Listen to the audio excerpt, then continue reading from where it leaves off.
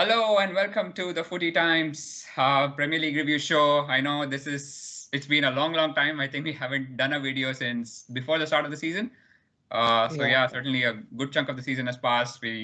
Unfortunately we couldn't do a video. We were all a little bit busy, but we've still been tuning into the action. I think for the most part we've all been following our teams and in general the rest of the Premier League as well. So today we thought we'd review the season so far. Obviously, we're in the second international break of the season, 7 games in. From next week onwards, just to let you know, we thought we'd come up with a more streamlined show. We'll be coming up with something new, so watch out for that. Just to just to give a teaser. Let's jump straight into it. We thought we'd focus more on sort of the big four because we no longer have a big six, I think it's safe to say, with Tottenham and Arsenal performing as bad as they have. And it's generally the accepted notion that the big four is going to be the top four. So let's just go in table order and start with Chelsea. Since we don't have a Chelsea representative, I think it's free for all. Nisarg, you can start. What have you made of it so far? Yeah, as in Chelsea, again, a pretty solid start. They had a mixed run of games. They played Liverpool, and I don't quite exactly remember who they played, Man City. So it was not like they had an easy run as such, but they are on the top, and I think they're just continuing from where they left last season. And on top of it, now they have Lukaku as a huge striking force, which I feel has been a huge impact.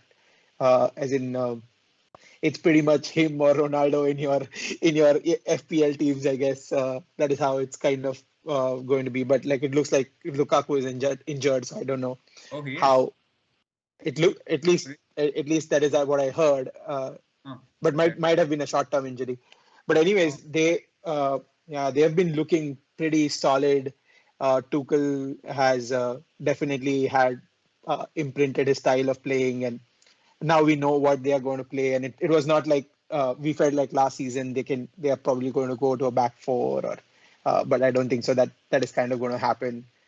One thing which I've kind of also noticed is there's already squad rotation going on, as in you see positions being changed, and I guess now teams are like really focused, or some teams will come to United later, but at least the rotation has already started. Managers are realizing that in this COVID era and like with all the games, it's more and more important to rotate the squad, and it looks like they are kind of following the Manchester City model where whosoever comes just looks good. They just seem to fit in. It's pretty mad. Yeah. They pulled out Barkley and Loftus-Cheek out of nowhere, as if they didn't have enough options already. It's ridiculous. Chelsea squad, I think it's bigger than City's. I don't know if it's better, but it's bigger in terms of options they can bring on. Yeah, but the interesting part is like not dwelling on what United do, but like a lot of teams probably have good players on the bench, but that seamlessness I think is where the coaching setup and you know what you're going to do. You just are replacing a role and you're not replacing a person. And I think that mentality seems to be ingrained in them. And from my perspective, they look like serious contenders, and they're here to stay. Timo Werner also, it looks like picking up some form. Havertz, Mount, that just looks like there is a goal-scoring threat pretty much at every position. And I'm fairly impressed. Even I forget the name of the new right back or left back they have, or what is this guy? I'm forgetting his name. He impressed me a bit as well. I'm trying to find out. Marcos Alonso. Chalobah, no? Oh, Trevor Chalobah, yeah. Centre back. He's been good. I think he scored in both the starts. Yeah, he scored. Yeah, he scored against Brentford also. Yeah, so player. Yeah, they seem to have. Yeah, I think they seem to have a good distribution of goals also. In a team that's not focused on one person. I was having a feeling that it's going to be all Lukaku or nothing. Lukaku.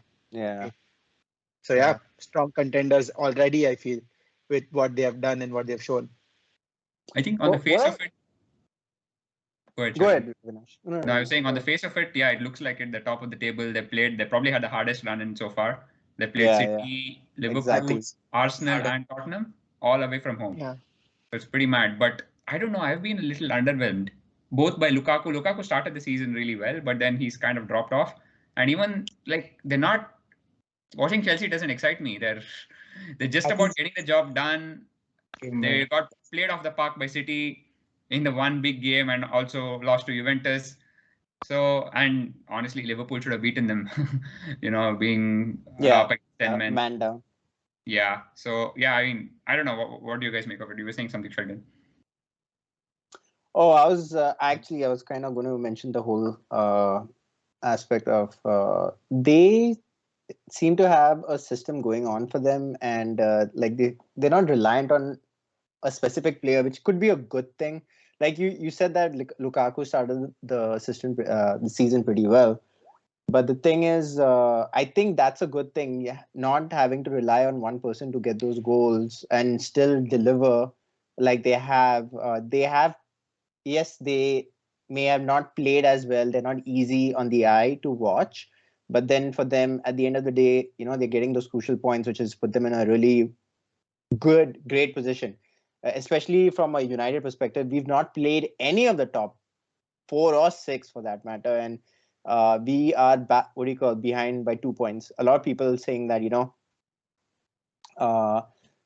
don't want to go too much into United just yet, but keeping it to Chelsea, I think they're doing good. I think they've got a good manager. I think Lukaku, he will end up scoring about 15 to 20 goals for them at the very least this season. So no concerns over there for me, at least.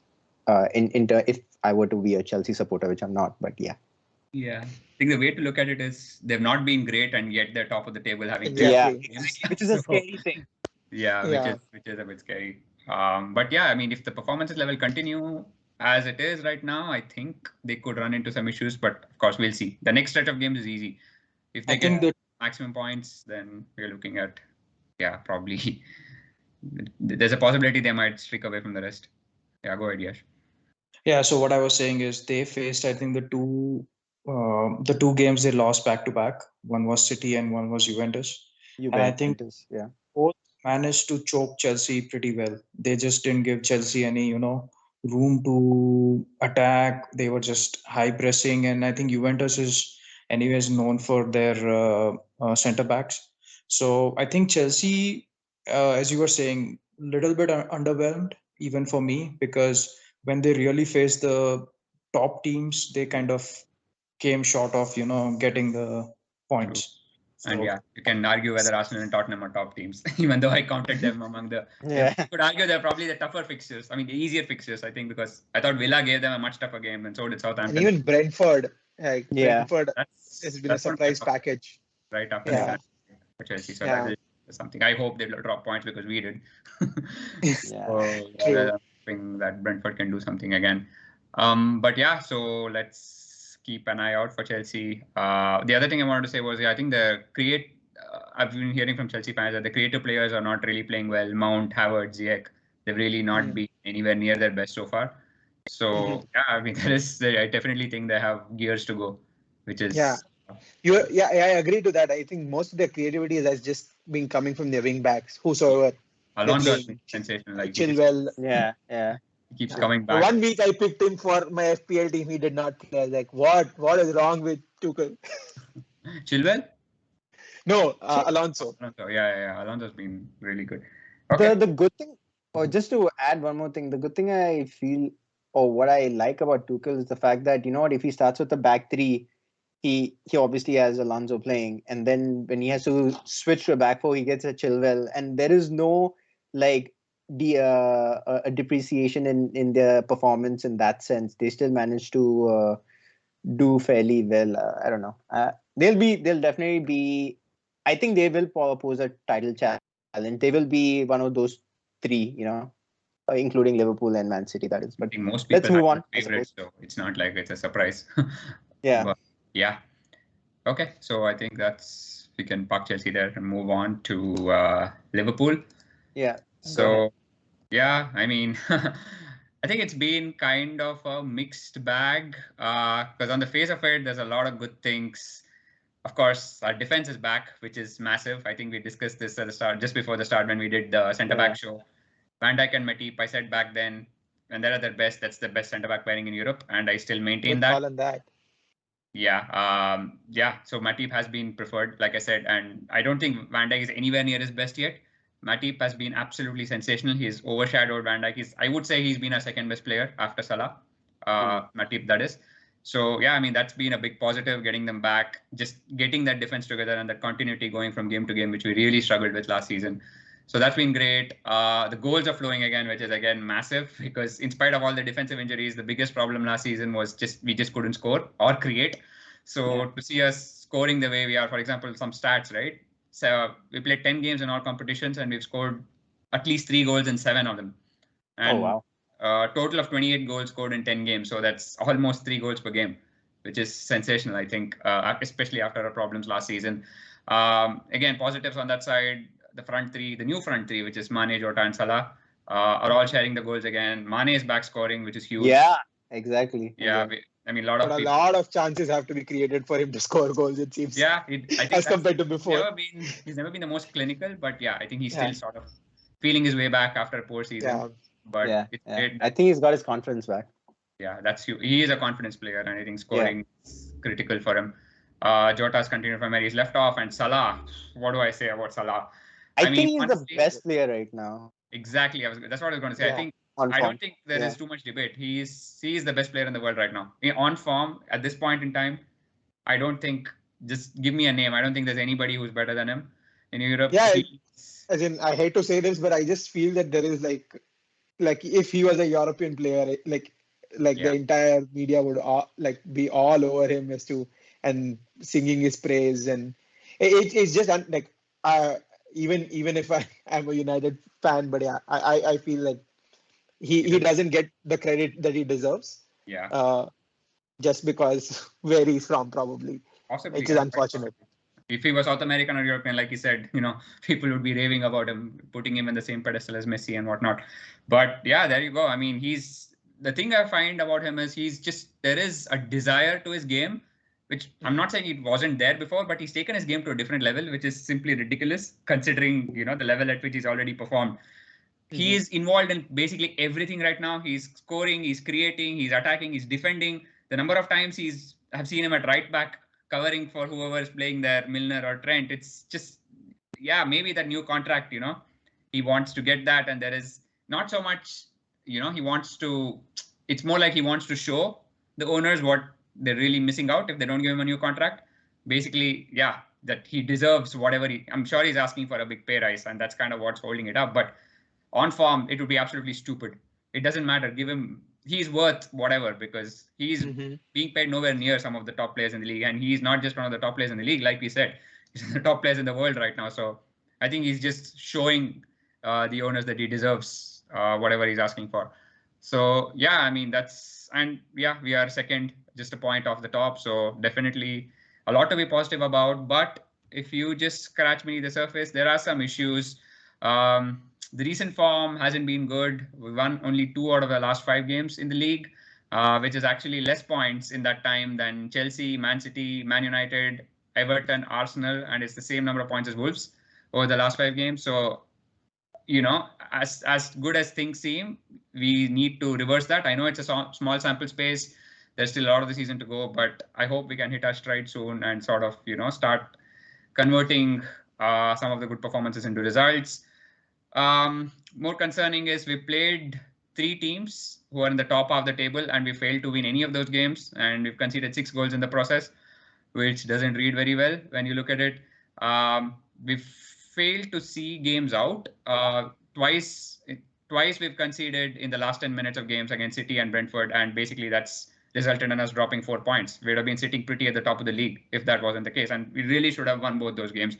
You'd argue that we should have probably won against Chelsea as well, playing against 10 men for 45 minutes. So there is the defense is and I think the reason for that is obviously Van Dijk, like I said, he is not at his best. He's still feeling his way back, and which is understandable. He's been out for such a long time, so that is expected. And another thing which I wanted to point out, which I don't know if you guys have noticed, but the midfield is very different this season. The way it's functioning, it's like it's almost been reconfigured in a way, because we know, for the last few seasons, it's been very well established that Liverpool's midfield is essentially one which is more industrious, which is supposed to be more for protection than creativity, where midfielders run around a lot, they plug holes at centre back and all over the pitch, and they protect the defense. But this season, you're seeing with Harvey Elliott and then Curtis Jones that they're being asked to create more, especially down that right-hand side. You've seen these triangles a lot between when Harvey was playing. You had Elliott, Salah, and Trent, constantly rotating positions. And even when Henderson has played there recently, that you've seen, that's been a very, very, obvious aspect to our game, which wasn't there in previous seasons. And it's not so much on the left-hand side, but it's happening there as well. So I think at times we've pointed out that that's probably the next stage of evolution of this Liverpool team, bringing more creativity and goals into the midfield. And there has clearly been a reconfiguration in that sense. So obviously that's going to affect the balance of the team as well. And I think that's probably one of the reasons that has contributed in us conceding, more goals than you typically expect this team to do. In that sense, there is a little bit of 18-19 vibes to it, where we drastically changed the way we play. So we had a few teething issues. We dropped a few points at the start of the season, but eventually we hit our stride, and it was just fantastic. So I'm hoping something similar happens. There's definitely a lot more to come from this team. So yeah, lot to look forward to. A bit disappointed with recent results, but we move. I think that's kind of the summary of it. I don't know what you guys have made of Liverpool, and if you have anything to add to that. Yeah, then for me, go ahead, Sheldon. Oh no, I was just going to ask about. One of the key things that we spoke about with Chelsea, and we'll probably talk about with Man City, is having depth. You think Liverpool have enough depth and quality to have them challenge? Yeah, I think that's an accusation that's been leveled at us for quite a few seasons now. And it's true to an extent, and mostly I would say in the forward line, because I think everywhere else we are, pretty well stacked in midfield, especially. People are talking about a Genie replacement, but if you look at it, we have like 8 midfielders, if you count Harvey Elliott. Even without him, we have a lot of options. So even with injuries, we have a few injuries there. We always seem to have injuries in midfield, but we're still able to put out pretty good midfields. Curtis Jones has been a revelation recently. He's almost taken over from Elliott. We didn't have much of a look in. So I think we're fine. Forward line is the problem. That's where, in general, we have Bobby has been in and out of the team. I don't think he's hit his stride yet. He was injured for a bit. Origi and Minamino, again, we don't know. Klopp just doesn't seem to trust them enough. So that's always going to be a question mark. We're always going to have problems there. Right back is potentially an issue. We've seen Milner step in. Foden gave him a bit of a run around, although he did well against Porto and Palace. So, yeah, it didn't.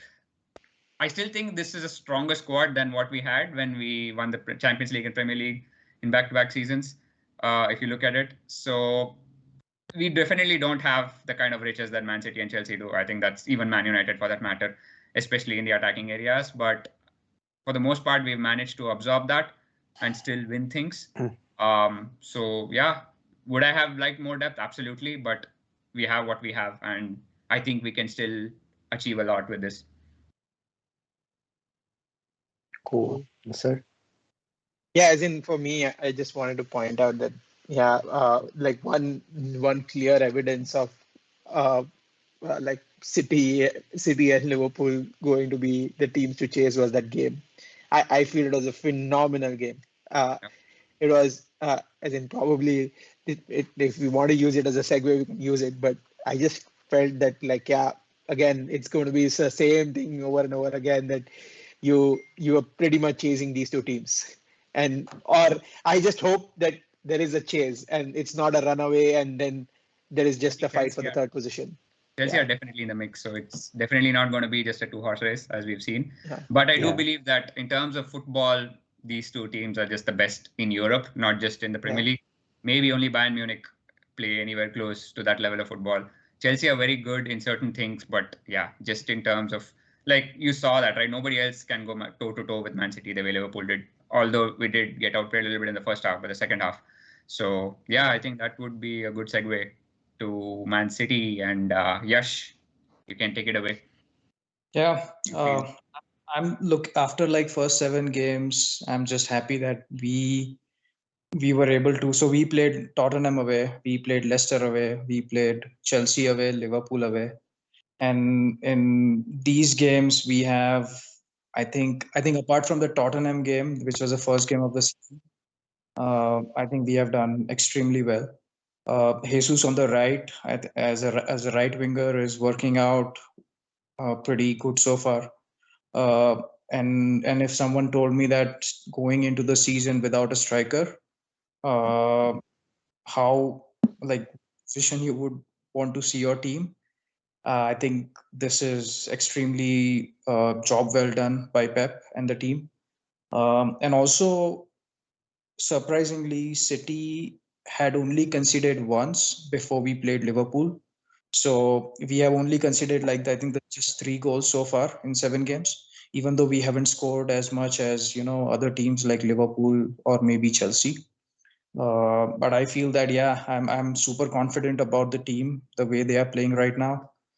Maybe Ferran Torres might get some more game time later on in the season as a central striker role. He was brilliant for Spain. Yeah. He's the Golden Boot winner, right? I think that is what he got a. Against Italy, Italy was brilliant. Yeah. Yeah, in semi-final. He still has a role to play in City's season. I'm happy that Bernardo Silva ended up staying at City because the way this guy has been playing, like he's really been big. brilliant. He is like he's just like a dog who just wants to go after the ball. He just has been running all over the pitch, and I think versus been phenomenal Chelsea, for Portugal. he And was he's like, got the technical quality to go with that, so it's yeah. a deadly combination. I was amazed at the 360 he did versus Liverpool, where he just took out 6 Liverpool players, and even then he ended up making a brilliant pass. So yeah, I think Bernardo and Laporte have been. I think they are as good as 2 new signings because they both wanted to leave, and we have managed to keep hold of them. Grealish, I think, is still maybe trying to adjust to the way we play. But I guess now Foden should be given the game time ahead of Grealish because Foden literally deserves it more than Grealish. And yeah, KDB is also still a little bit off form with all the injuries he had in the internationals. So I think we are well placed. I'm happy with the way we have played in the 7 games, the results we have got, and actually we also played Arsenal where we scored 5. But I forgot to didn't feel like mentioning that, but yeah. So I think our start has been pretty good.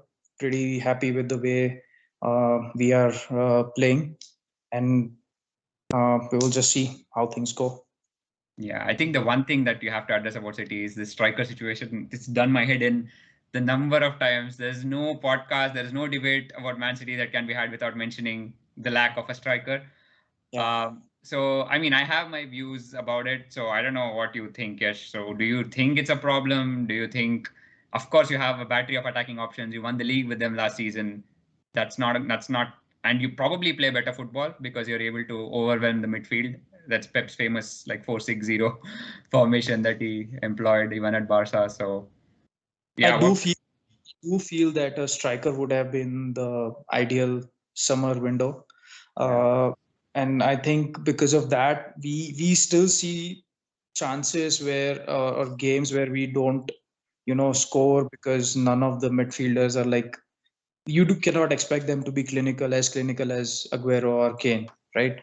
So I think we miss that very much in like some of the really big games, and I think we will see how things go. Maybe in January we will try to find some stopgap solution, or maybe then just go in the next summer.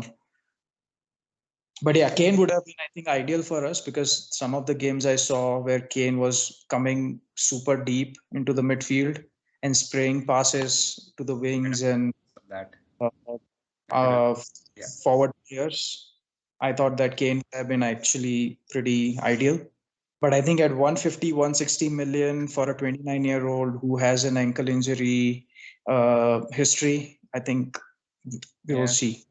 We are, I think, fine. I'm pretty sure he's lowered his value by not scoring in the league this season. He's been terrible. He's been terrible. Club and country, pretty much. So yeah, I think he got affected badly by this, or maybe it's just possible. It's not yet. But yeah, then Tottenham in general have been pretty shit. So yeah, then you can't just put it on one player. No, but the fourth choice manager or fifth choice, I don't even know. I've lost count. Like what choice Nuno was, but yeah, not sure. Eighth choice, I think, is the accepted idea. I think at this season at least, Son is probably regarded a lot more highly than Kane is, right, in the Tottenham squad right now. I think the games they played well, Son has pretty much showed up. Otherwise, they've struggled. And like getting a point away at Anfield, I think that has to be the highlight of the 7 games so far for us, because our history says that we have hardly managed to do anything at Anfield. But the way we came back into the game twice, I think it was just one of the best performances.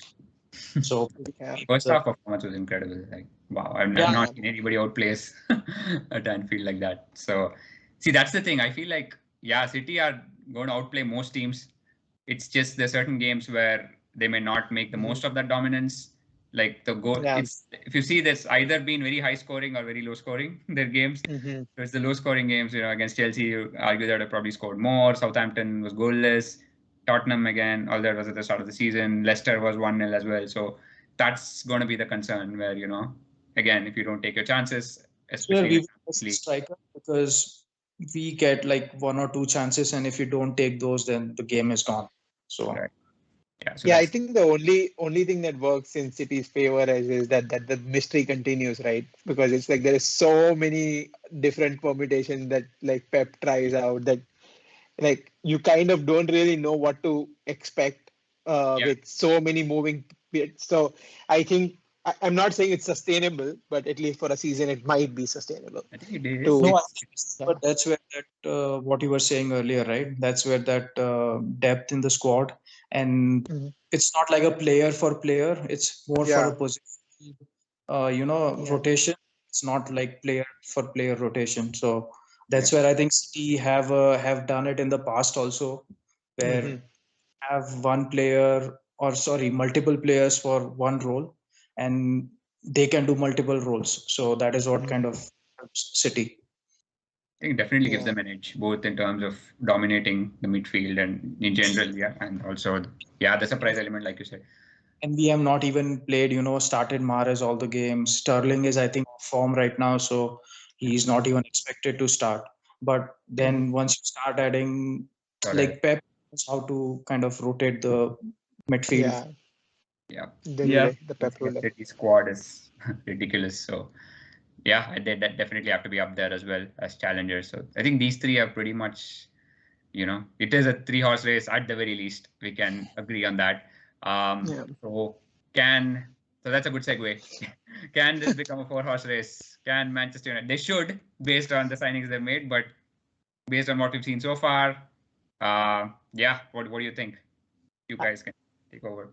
I honestly think that we were initially talking about, Yash talking about the fact that how Man City really needed a striker to kind of get their whole squad galvanized and, try and get the best out of their squad. For us, it's been the opposite in a way, because we've been blessed with riches in a way in the forwards department. But then when it comes to our midfield, we have been stuck with this phenomena called McFred, which Ollie... Can't believe we're gonna have to listen to another season of McFred.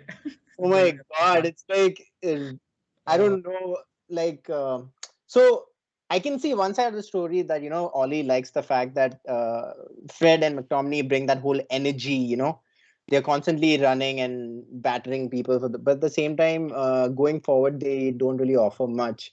So we have to heavily rely on Bruno as our creator. And then, you know what, having Pogba play as a left forward, left midfield, I don't even want to know what position that is.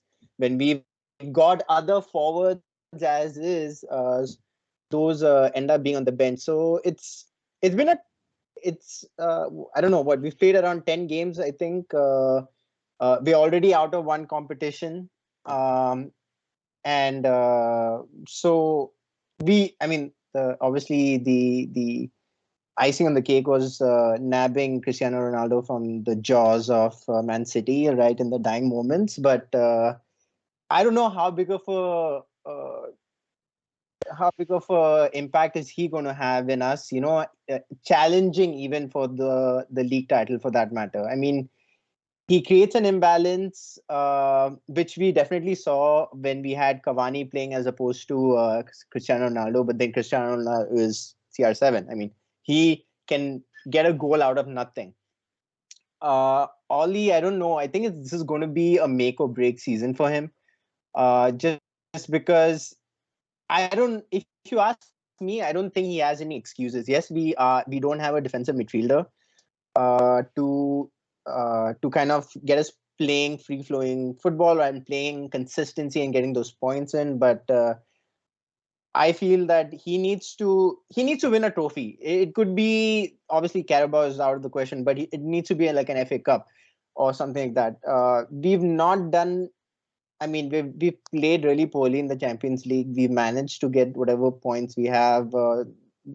It's embarrassing, just because we've been put into a group of the group where the teams are not very competitive. So we should be getting out of that group very, very easily. But that's going to be a little bit of a challenge, I feel. Just judging by our form, we have not been able to play really good football. The only two games that stand out for me were Leeds and Newcastle United. The Even others, Newcastle, I think they were not very good for big periods of the game. I think the scoreline flattered United a little bit. Yeah, it did. But yeah, and that makes it even worse to come to think of it. United, I mean, I don't know. It feels previously last season it used to be like they didn't start games at all well. This time they've been like, okay, they've been on the front foot, sort of a thing. But then somehow or the other, they concede a goal or they start passing backwards. That impetus that I saw or the passion that I saw in the Liverpool Man City game, I kind of expect, and I was hoping that this United side will kind of bring that. It's been very disappointing. We are a lot of people when I'm on Twitter, they're like, oh, you know what, we're only 2 points behind the league leaders, but that's not the true story. I mean, we've not played anyone from the top 6, so I don't know. It's going to be a long season. Nisarg, I don't know if you want to. The only respite there is that we traditionally in the past, at least in the recent past, have done better against big teams as compared to smaller teams. Given that, like, I still believe that our best form of our attack is counter-attack. Even after all the attacking threat we have, we would score a goal on counter-attack, most likely. And I feel that against bigger teams, those opportunities happen more. And as in even defensively, I think everyone is like kind of like still not up to the mark. Like Luke Shaw, Harry Maguire, have not come to the same standards that they were in the last season. Varane, I have to say, has been a huge blessing. Although there are rumors that he might be injured, so I'm not sure what happens. We'll have the famous Victor Lindelof and Maguire combination coming back, which I absolutely dread thinking about that. And that kind of pretty much makes sure that the midfield is going to be McTominay and Fred, because now they have to defend two close centre backs. But anyways, but it kind of unfortunately feels like that the only thing that Ronaldo has brought to the stage is that, like, we cannot accept mediocrity. As in, he definitely will expose that. But that's pretty much it. nothing has changed on the pitch. I feel it's the same problems again, and then I don't want to dwell into the same issues. But yeah, no style of play, the same things keep on continue surfacing, and now I think it's come to a point that it's a clear proof that just having good players is not enough to win. So we again, it's going to be painful. I feel the entire season relying on moments. If on days we'll probably create more of them and win, and on days will be terrible, which has already been shown.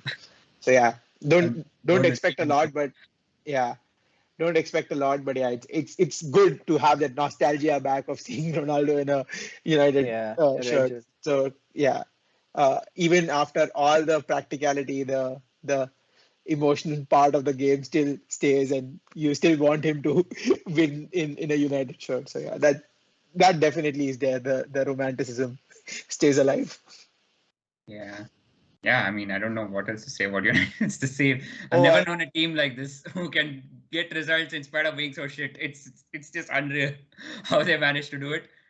I mean, of course, I've dropped a few points, but still, some of the games that I can't, like you said, I don't remember a single game where it's been dominant, right? Most times, Leeds is the only exception, but then Leeds is exception in general. Right. The game is very different as compared to all the other games you play. I think plays into United's hands always. Yeah.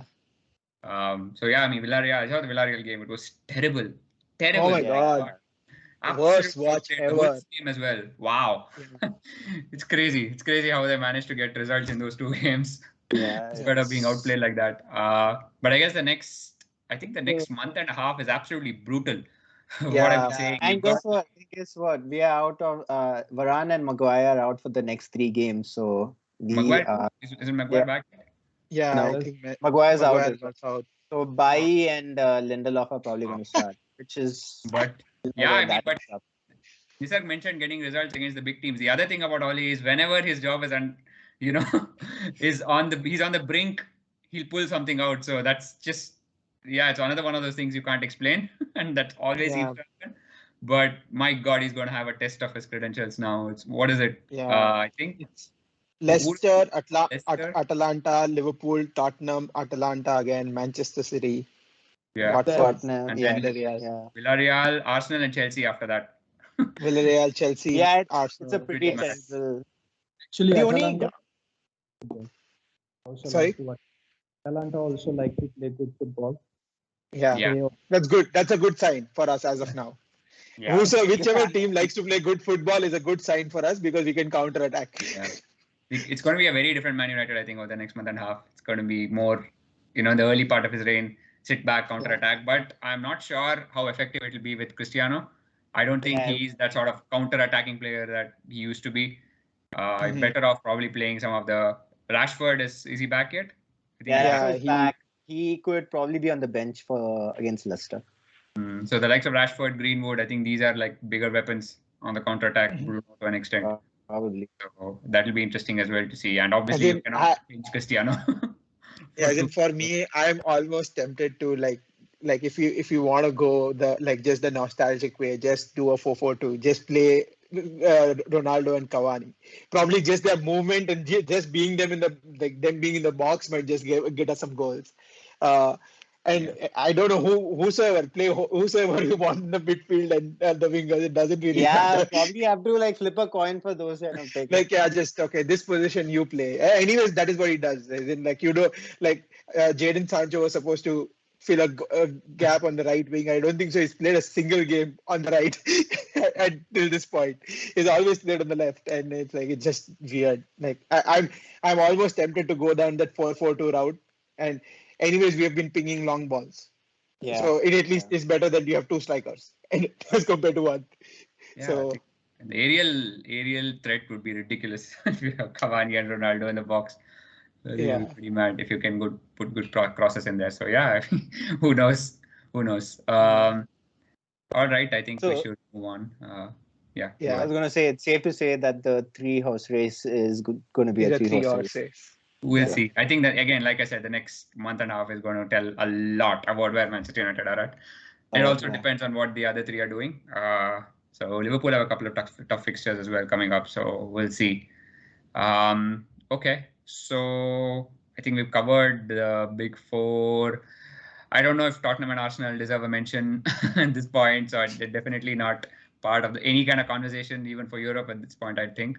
Although Arsenal have had a bit of a resurgence. So I think we did pick out Brighton. So this team, I think they've been like the XG Kings in previous season, last season especially, where they were consistently top for all the underlying metrics, except goals.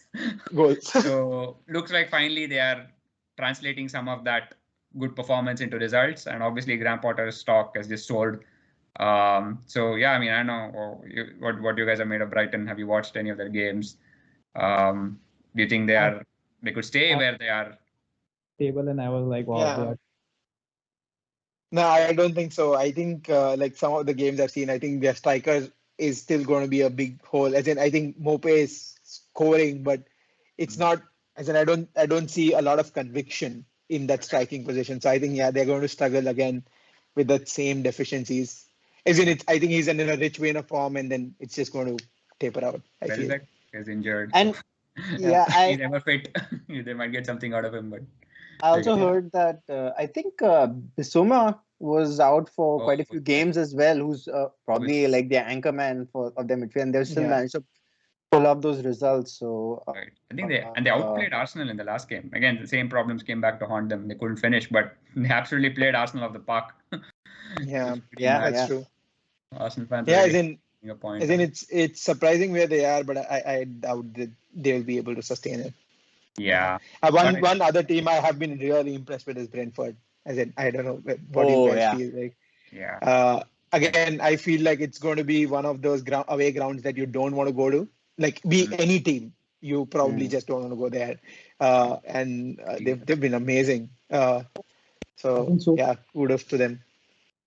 So far, Sheffield United, then they were back in the Premier League in their first season. Yeah, and even Leeds last season. It seems like there's one promoted team every year who seems to do really well, finish in the top. Yeah. But then enough to stay. Yeah, but second season syndrome, we'll see, because it affected Sheffield in a big way. Leeds are struggling. I don't think they'll go down, to be honest. I think Leeds have good quality, but let's see if Brentford can sustain it as well. That's a good pick. And the other team I want to point out is our rivals, Everton. I think, I didn't want Rafa to go there because I knew he'd do well. And I mean, they've not spent anywhere close to previous seasons. But I think Rafa is doing brilliantly with what he has. Demari Gray has been like, wow. 1 million. Yeah. 1 million. That is amazing. He was phenomenal. I only saw him in the United game, but he was phenomenal. Yeah, that he led to that first goal, right? I mean, he still led to the first goal. He still gives Fred nightmares. He's probably still thinking about waking up in a cold sweat. He's got Townsend firing. I mean, I think his tactics have been simple. He's got the big men up top, and he's like focused on getting crosses in. And even without them, like in the against United, there was no Richarlison. Calvert-Lewin without Richarlison. So the system. I think the system is getting into place. But it is unfortunate that James came and James left the Premier League without not making any mark. He probably played for four good games or something. James still there? I thought he's still at Everton. No, he left. He left. Oh, really? I think. He left for the Middle East. Yeah. Oh, okay. So he came and he went. I don't think he played a single game, did he? Yeah, I don't think he didn't play, but I thought he didn't get a move. He was there. No, he did. Okay. I'm pretty sure he did leave. Yeah. And there was this line. There was a line that he came, he saw, but he did not even near conquer. I mean, I think we could have predicted that. He started off like a house on fire, but it's always going to happen with players like that. The winter kicks in, and they'll just There's definitely not going to be a Rafa type of player anyway. So for sure. I think. But I mean, Everton, I think they are going to be challenging for the top 6 at least, because I think the top 6 is open, like beyond the top 4. I'd say 5th and 6th is again very much open up for grabs. Everton, Brighton, Tottenham, Spurs, Leicester, I think they're all in the mix. West Ham. So there's definitely something to watch for there. Yeah, I think that should pretty much do it. It's been great coming back. It's been great. Let's hope that, looking forward to real football coming back this weekend. Although I did enjoy the Nations League, at least something to keep us going. So yeah, let's hopefully we can come back again soon. We are planning to do a weekly show again. So like I said, it's a slightly different format. Hopefully it'll be more exciting. So stay tuned for that, and see you next time. Bye bye. Bye.